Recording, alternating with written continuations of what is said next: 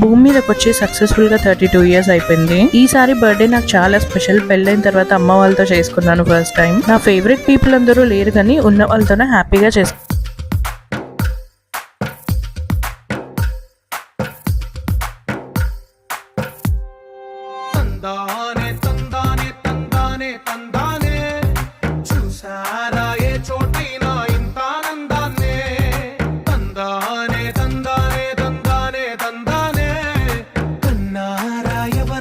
ప్రతిరోజు